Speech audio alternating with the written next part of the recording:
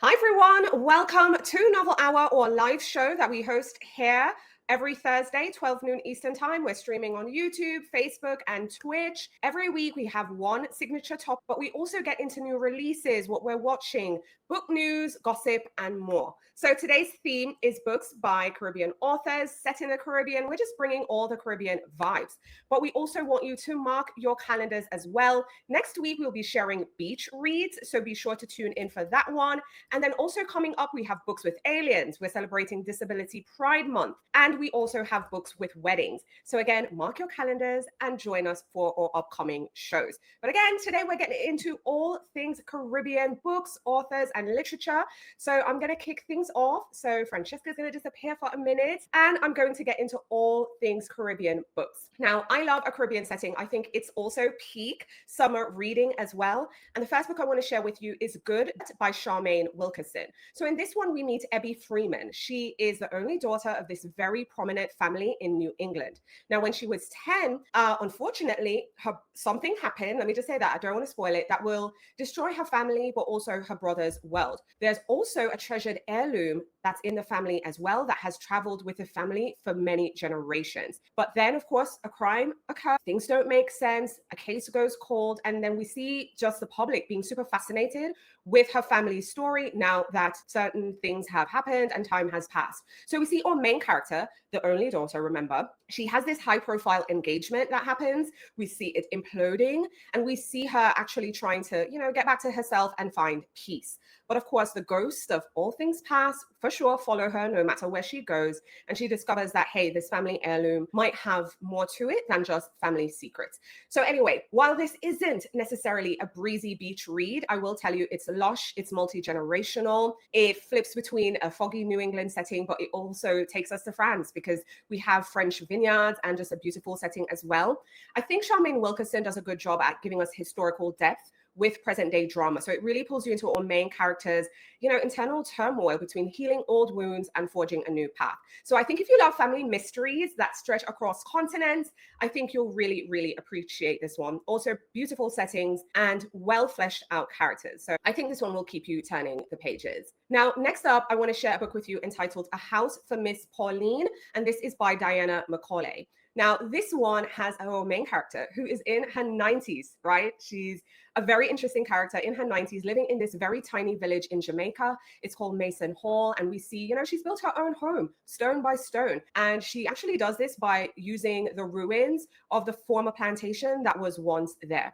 However, her walls have been really whispering to her at night. They're sending messages in this way that she can't really ignore. So anyway, time now is catching up to her 100th birthday. So we see her enlisting her granddaughter, who's American, a local teen, and someone else to kind of help unravel the secrets, all the forbidden love stories, the betrayal, but also a disappearance that has haunted her personally for years. So in this one, you're really going to get some magic, like gentle magic woven in the story. Of course, a dark history as well. But I appreciated it because they also had great humor. It just has a rhythm to it that is very, a very signature hallmark of just like rural and island life. And you have some Jamaican patois in there as well. So I really appreciated this. So if you're looking for some laugh out loud moments, but also some magic going on with some spirits too, I think it's a must read.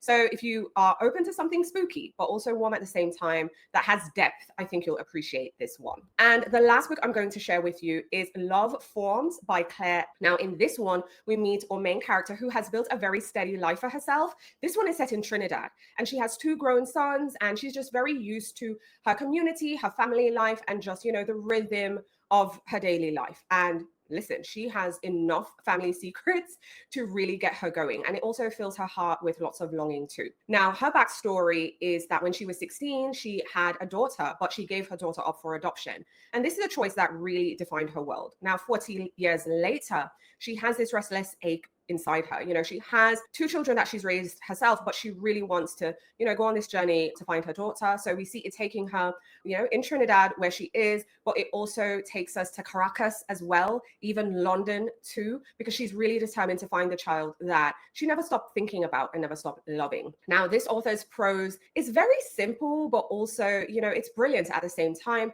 I think that as we follow our main character retracing each step of her youth, you will get that Caribbean vibe. You will feel the setting very much. It's very emotional, of course, and it's something across the decades. So if you're interested in a journey about motherhood, but also regret and the possibility of redemption, I think this one is a great read. Again, really transports you to island life in Trinidad, and of course the complexities of family, but also of a mom too. So those are my Caribbean reads. They're all 2025 releases, so they're new books that you can add to your TBR. But I'm really excited to hear about the books that you love and that you've read that are by authors from the Caribbean, but also set in the Caribbean too, because I think a Caribbean setting is also fabulous. Francesca, what did you think? Absolutely agree. I love a Caribbean setting. And I think that Miss Pauline sounds amazing. I'm going to have to read that one. It sounds so good. Well, Erin agrees with you. Yeah. Erin, front Oh, of you, yes, yeah. we got to Yes. keep it on the low, okay?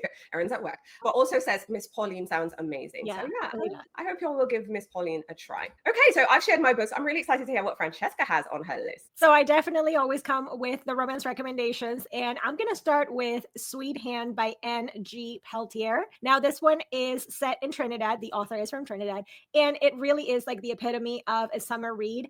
It is about pastry chef, our heroine, Cherise. She's fresh off of a bad breakup with a musician, which, by the way, her mom will not let her live that down. And so she's trying to stay single, to grow her business, to dodge her mom's matchmaking, and somehow she also has to survive her sister's upcoming wedding. So it is also a wedding romance. And the best man of the wedding is Kieran King. He is her forever nemesis. They have always had a very enemies vibe, so they really can't stand each other. And now they are stuck at kind of like on wedding duty together because she is the maid of honor, he's the best man. So lots of activities and lots of things and that they have to do together. So forced proximity in a way, lots of heat in the kitchen and of course out of it as well. It has all of the best tropes. So of course you're going to get the enemies to lovers, the wedding shenanigans, a bit of a one bed trope as well. And you do have the Trinidad setting. It is just a delightful read. I definitely cannot recommend it enough. And it's a whole series that you can get into as well. So if you're looking for a good summer read, then definitely dive into the. Now, the second book is one that's coming out this month. It comes out July 15, and it is set in Miami, but the author is Haitian. So you're going to get the Haitian culture while also getting the Miami vibe, which I'm just going to say it basically is the Caribbean. So it's kind of like as if you were there. So this is basically a love letter to Miami, if I could say that. And it is a perfect, super fun summer romance as well. It's hot, it's glitzy, it has everything. So we've got a Haitian pop star who also is bilingual. She speaks French and she is hiding out in a luxury high rise in Miami. And she has a grumpy Cuban professor that lives next door. So he was not planning on having a celebrity living next door to him. It's crashing his quiet life. They are total opposites. She is very corporate girl boss and she's got lots of ambition and she's full of sparkle. And he, on the other hand, is a very brooding brainiac. He has a complicated past, but the tension between them is instant. It's immediate. And I feel like it's a story that is all about that summer heat and self-discovery as well, while they both have to lean into passion and what they feel for each other, even when it's scary. It also has a fabulous queer Caribbean bestie and lots of rooftop moments, which I think are really fun. So if you want that Miami setting, Haitian culture, and a great summer romance, then I think this is a great one for that. Also, the third one is a historical romance. So now this author, Lydia San Andres, is actually, so her background is, her family is from Puerto Rico, but she grew up in the Dominican Republic. And what she does with her historical romances is she sets them in made up Caribbean settings. So it's not necessarily a particular island. So they are all made up stories, but they do reflect the colonial history and all of that, all set in made up Caribbean islands. So now this one is compromised into a scandalous marriage by Lydia San Andres. And it does have that historical made up Caribbean setting. It's just a unique gem. We have our heroine, Paulina, who is an heiress, and she ends up seeking shelter during a storm at her mysterious neighbor's place, Sebastian. Now, nothing happens, like basically, but the gossip mill doesn't care that nothing happened and it starts going. And now they have to get married because, you know, of course, the reputation. So what follows is a beautiful kind of restrained, slow burn, simmering tension between them. And they are forced into this marriage basically, and they have to figure out if there is a real spark between them. So I think that is just a really fun slow burn marriage, slow burn romance with a forced marriage with the historical Caribbean setting, which I think is just really unique in historical romance. So if you're looking for those kinds of reads, then this is a great author to just dive into her whole backlist as well. So yeah, those are my romance recommendations. I like like the Miami one because I often say like Miami is Caribbean North.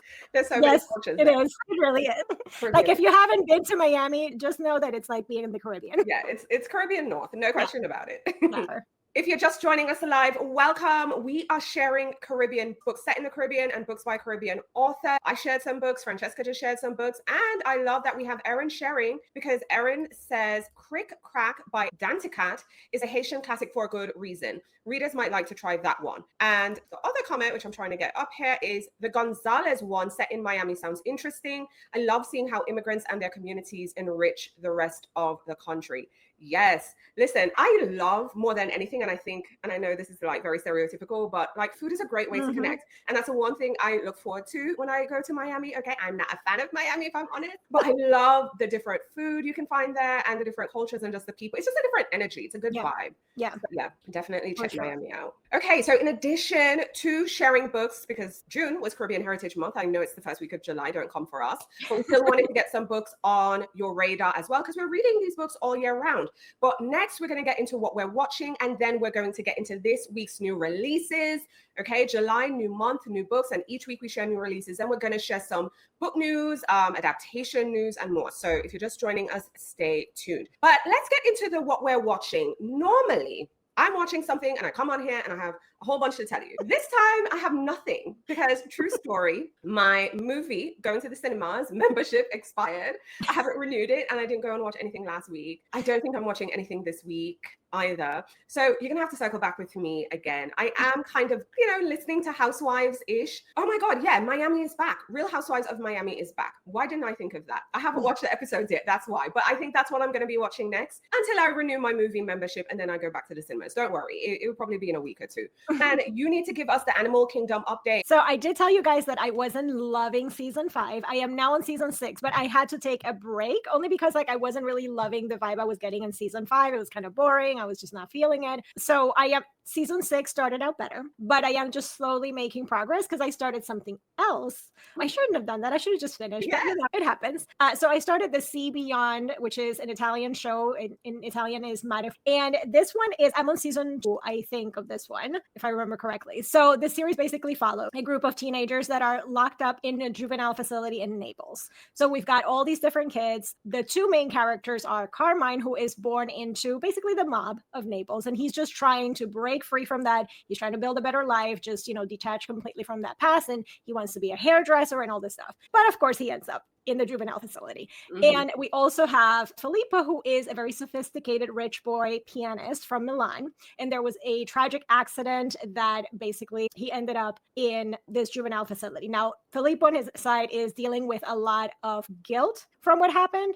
And they are basically cellmates while they're there. So they develop this strong friendship and bond while they're there. But also what I think is really special about the show is how it's really exploring the lives of all of these teenagers. You get the before the arrest through flashbacks because you are getting to meet all these different characters. Then you're also seeing the day-to-day during incarceration. Lots of trauma, lots of family drama. Obviously, you are getting a bit of the mob because that is part of the outside world and what happened before, but also what is happening within prison politics because, of course, you have the prison guys that are the ones that are ruling everything. So you have also the teenage son of a crime boss who, fun fact, happens to be the family that is like the battling family from what the Carmine guy is. So you have the two opposing mafia sons in the juvenile facility at the same time. So lots of fun things. So I think it's not like Orange is the New Black, but it's like soapier teen vibe of that with a lot of brooding. It's very intense. You also have beautiful settings. So fun fact, they actually get to leave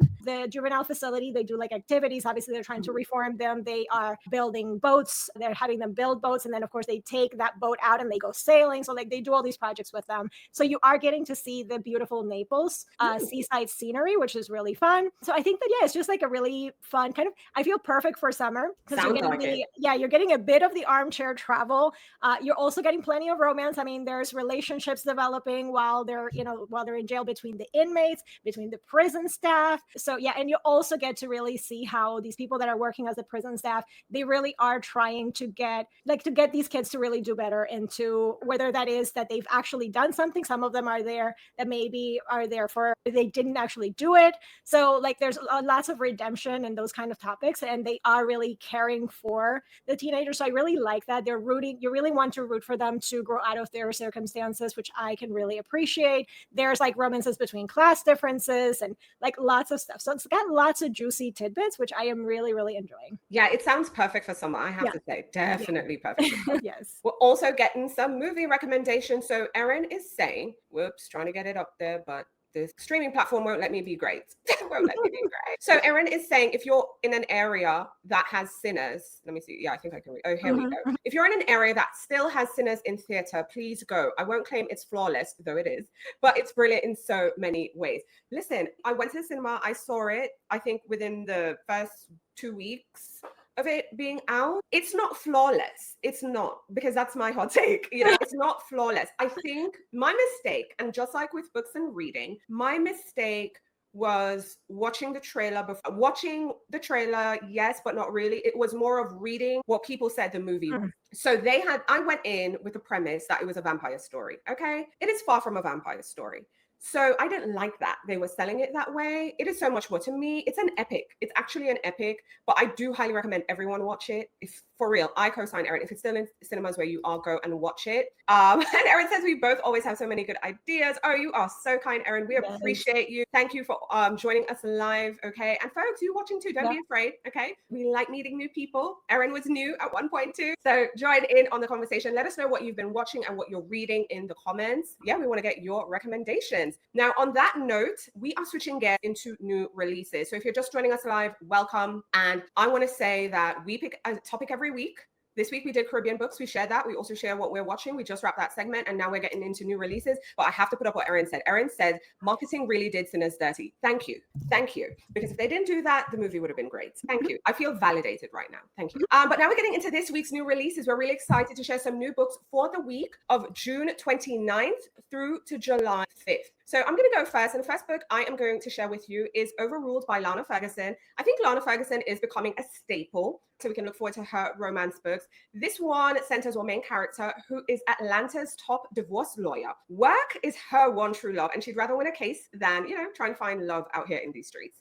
However, when she's on track to make partner, she discovers her latest secret hookup turns out to be her professional nemesis. So he is very charismatic, also a lawyer who flirts his way through every courtroom. And she's like, kind of super annoyed with a person who's doing that at work.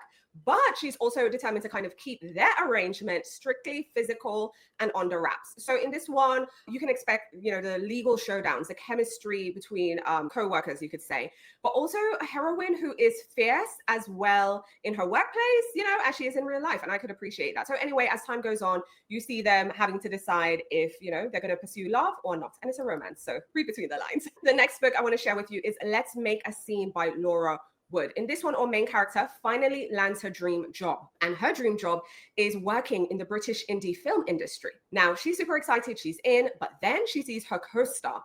Now, the co-star turns out to be someone, an actor as well, but she has sworn completely to avoid this person. So, of course, they have their own feud, and their behind the scenes feud, everyone knows about it. But the studio, network has complete other plans. They decide you need to fake a romance in order to sell the movie kind of vibes. So that was that drama. But fast forward, the sequel now is greenlit, documentary crews coming together and all the things. And now they must pretend that, they still have it, sparks are there. But of course, they're trying their hardest not to blow their cover. So this has funny banter, on-set drama, and just the glitz and glamour of, movie life. So of course, you have to see what happens with those two. This book I have not read, okay? And the next new release I'm sharing is Save Me by Mona Caston. Now, this book has been blowing up everywhere. It's now available in the US. So the publisher just dropped this one this week. I think there are going to be 2 more books. Don't quote me, but there are more books coming that they'll be dropping by the end of the year. So there's going to be another book in a couple of months and so on. I am waiting to binge the series. Keep an eye out for that series. But anyway, in this one, Save Me by Mona Caston, we are told there's a scholarship student. She has zero interest in, private school drama. She's just there to study, do what she's supposed to do and not party. But then, of course, there's a handsome young heir at the school, one of the school's wealthiest families, and there's a family scandal, of course, and we see kind of what happens when they kind of come together. So what is supposed to be like two people who want nothing to do with each other, but they are begrudgingly put together, turns into something else. So I think it's, what do you call it? Scholarship student meets, very entitled person. And we just kind of see how they mesh out. So I'm looking forward to reading it. Apparently it's a big hit, and I will read and pass my own judgment then. But next up is Typewriter Beach by Meg Waite Clayton. I think she puts books out like every 2 years or something like that. This is a historical, it's a dual timeline split between 1957 and 2018. So again, we have two writers, one in the 50s timeline. We have an actress who is very eager to work with Alfred Hitchcock, but she's blacklisted. No, not hers blacklisted, a screenwriter's blacklisted. And we see him trying to battle studio politics as well. Decades later, that screenwriter who is blacklisted, so that brings us into the more present timeline, that screenwriter's granddaughter finds a whole stash of scripts and just letters and everything in his cottage, and just kind of really uncovers all the things that were happening at the time. Of course, his personal ambition and the sacrifice, but also, the relationship with this woman. So you get period detail. It is bringing us back to like that old Hollywood glamour, but of course, family secrets and mysteries as the granddaughter kind of, finds all these things, so vintage typewriter vibes, past, present, unforgettable narrative. So again, multi-generational epic. And the last one on my list is Etiquette for Lovers and Killers by Anna Fitzgerald Healy. This one is set, in a later timeline in 1964. It's set in Maine. And we have our main character, Billy, who's really dying for some excitement. She's kind of bored and everything. But then a love letter and a ring arrive for a stranger named Gertrude. But then Gertrude turns up dead. So she's like, what is going on? Why did this happen? So, of course, our main character, whose name is Billy, by the way, now dives headfirst into this whole world. She ends up in a whole bunch of gossip, high-end society, yacht clubs, crazy phone calls, shadowy strangers sneaking around. But of course, just trying to untangle secrets. So this is a witty take on a classic cozy, I guess you could say. It's a mix. Classic cozy, murderous mayhem, of course, because it's a time of manners, back in the 60s and all these things. But of course, body counter climbing. So if you're looking for a retro setting, I think this one will, be interesting. And again, the main setting is also great. But yeah, that's it for my new releases. What do you have, Fran? First of all, I'm going to co-sign on Overruled. It was actually one of our recommendations at Under the Covers for this week's releases review on the blog. So definitely one that if you're looking for spicy, it's a great one. And I did not know about those last two you shared, but now I want to add them to my list. Yes, add them. But I can't wait to hear about the new releases on your radar too. Okay, so I'm bringing a bit of a mix, right? So the first one is Behind Frenemy Lines by Zen Cho. Now, usually I'm more used to seeing Zen Cho writing fantasy, but she has written contemporary before. This one is a bit of a mix of hating game. It's got the office drama, a little bit of chaos. So we've got the rivals to lovers, and it is set in a London law firm, which I guess there's a theme going on this week with law. So Charles is the rule-following, buttoned-up lawyer, and Kriya is the wild card. Now, they are sharing an office, and you obviously can see where this is going. They're polar opposites. They have to be in the same place and kind of work together. And the twist is that she ropes him into a fake dating scheme to dodge a gross boss that is trying to make advances. Men, right? So it's got a bit of accidental feelings that are happening between them. And if you're into like a work crush situation, then this is a fun one to add. The next one is more of a fantasy, and it's Tenderly I Am Devoured by Lyndall Clipstone. Love the cover for this one. And this is perfect if you like your romance a little bit darker and gothic. So it's got dark gods, cursed marriages, forbidden rituals, and a polyamorous bisexual romance. So Lark returns home in disgrace and agrees to marry a literal god to save her family. Then she accidentally starts falling for the mysterious siblings that are helping her survive. So there's folk horror. There is some bit of a flowery writing in it as well. It's very like an intoxicating read. It's definitely not your typical fantasy romance, but I think if you are a fan of A Study in Drowning, this would be a good one to check out. Now, the next one is also fantasy, and it's Tusk Love by Thea Guan. So it's kind of like, it's a real kind of romance novel. It's a swoony romantasy, yes, but it features a grumpy half-orc and a merchant's daughter who just wants more from life than a boring arranged marriage. So it's got a road trip in it as well, and a forced proximity between them. So Oscar is the broody and tender orc, and the chemistry between them is very like smoldering. It has also lots of great world building. So I think it will hit all the points if you like a bit more of a cozy fantasy romance vibe, it definitely has all of that. Now, for historical romance lovers, one of my favorite authors, This Much Is True by Vivienne Lorette, has a release this week.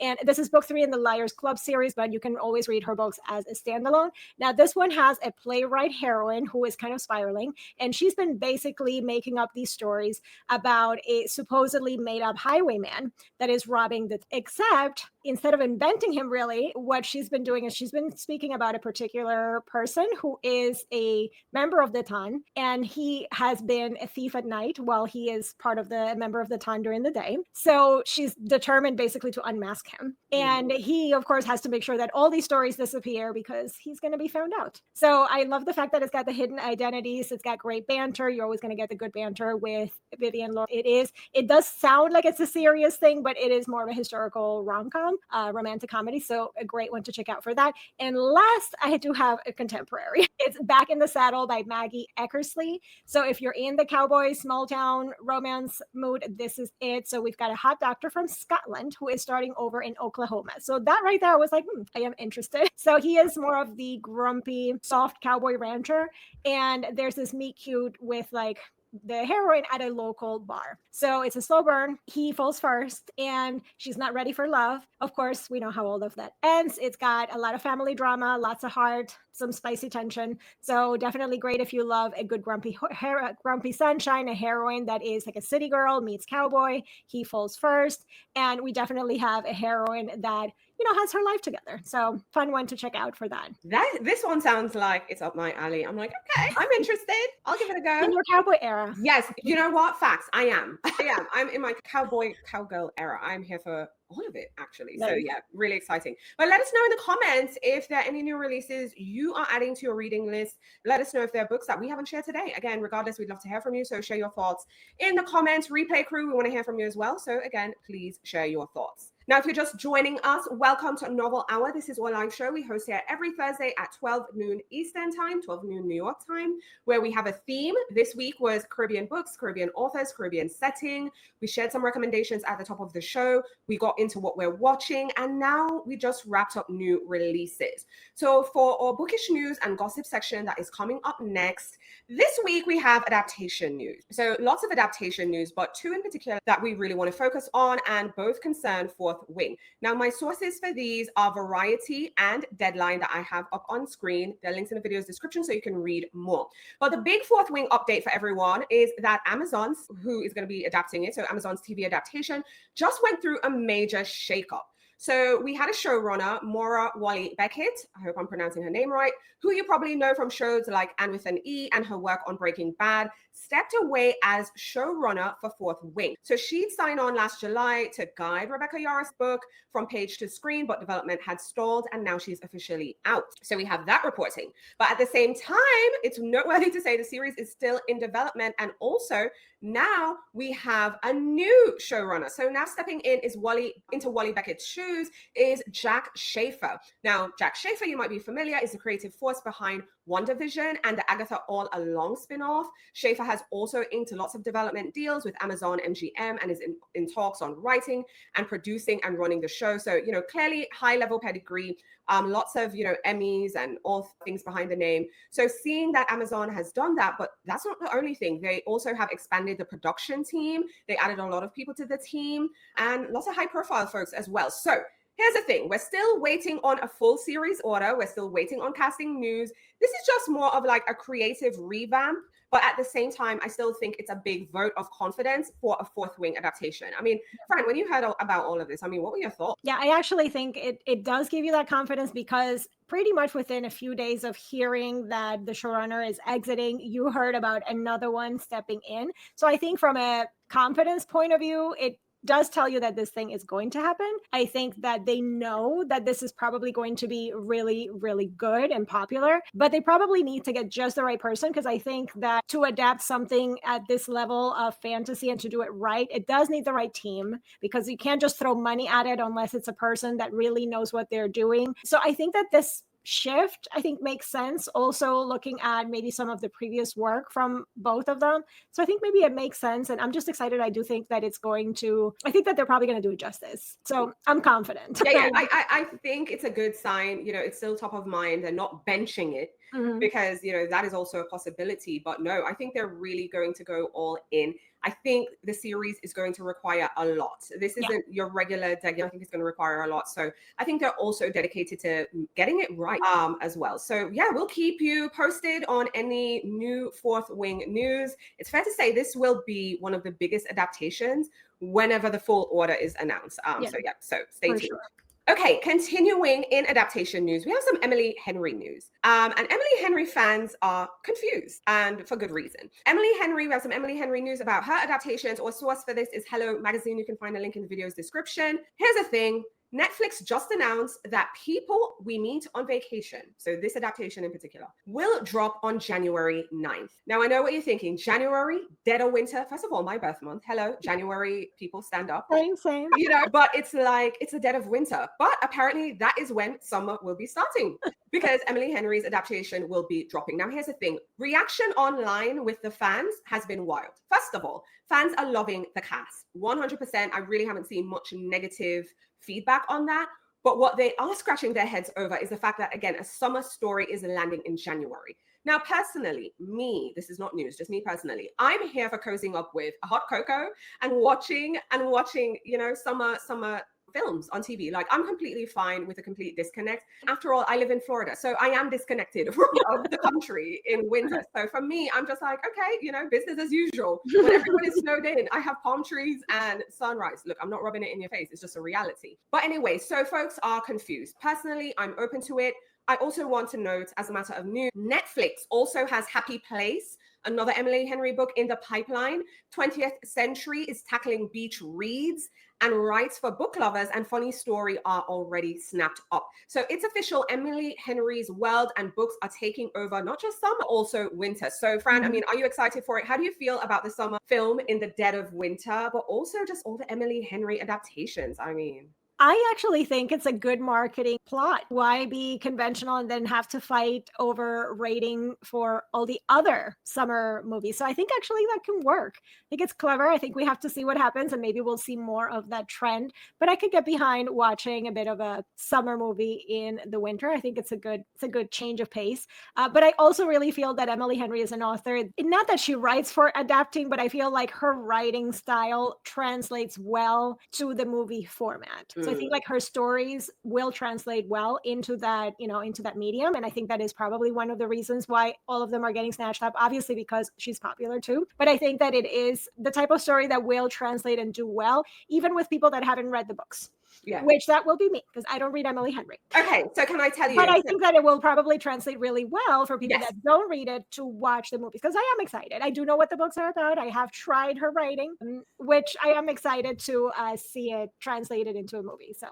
Okay. Well, I've read Emily Henry books, okay, unpopular opinion. The most recent one, I'm not a fan of. This on screen, however, is one of my faves. I have to say, it's one of my faves. Yeah. So I'm looking forward to seeing it on screen. But if there are any Emily Henry fans out there, let us know your thoughts. Are you excited for it? But also, if you haven't read Emily Henry like Francesca, actually, I'm appreciating the fact that Emily Henry isn't working for her, but she's willing to watch it on screen. Emily Henry fans, stand up. Stand up. Let us know your thoughts. I would love. Stand up and fight for your girl. So Erin says maybe they were thinking Southern Hemisphere summer. Maybe Hemisphere summer. Facts, because it's cold and it's winter. Australia, it's a running joke, it's like good night Britain, good morning Australia. That's like the running joke for like English programming. If you know, you grow up on that stuff. So good night Britain, good morning Australia. So it's like it's dead of winter and snowing. So it's like snowing in Britain and it's sunny in Australia. Yeah, that was always a running joke, for sure. But so that's it for our Emily Henry adaptation updates. Let us know your thoughts on any of the adaptation news we've shared today. If you have any news that you'd like to share with us, share it in the comments. We'd love to hear your thoughts.